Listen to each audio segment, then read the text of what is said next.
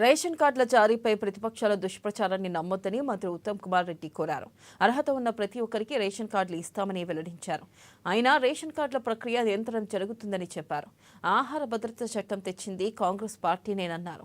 ప్రస్తుతం 90 లక్షల కార్డులు ఉండగా 2,80,000 మంది లబ్ధిదారులు ఉన్నట్లుగా చెప్పారు. బీఆర్ఎస్ 10 ఏళ్ల పాలనలో 60,000 మాత్రమే రేషన్ కార్డులు ఇచ్చారన్నారు. కొత్త పాత ప్రక్రియ పూర్తయ్యాక 40 లక్షల మంది రేషన్ లబ్ధి జరుగుతుందని అంచనా వేస్తున్నట్లుగా పేర్కొన్నారు. కొత్త సభ్యులు పూర్తయిన తర్వాత 40 లక్షల మందికి అదనంగా రేషన్ లబ్ధి పొందబోతున్నారని చెప్పి మా అంచనా. మేము ఒక ఫిగర్ అట్లా పెట్టుకున్నాం.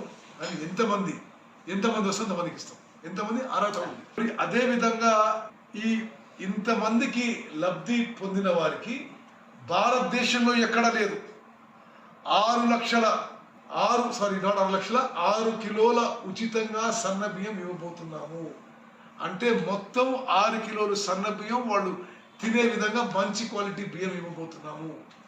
ఎంత పెద్ద మార్పు అంటే ఈరోజు గత బీఆర్ఎస్ ప్రభుత్వం మొదలుపెట్టిన ఈ ప్రక్రియలో కోర్స్ గ్రెయిన్స్ అంటే దొడ్డు బియ్యం ఇస్తున్నారు. సుమారు 50% వృధా అవుతున్నాయి, బ్లాక్ మార్కెట్లో పోతున్నాయి. కోళ్ల ఫారాలకి, బీర్ కంపెనీలకి కాకినాడ నుంచి పాలిష్ చేసి ఎక్స్పోర్ట్కి పోతున్నాయి.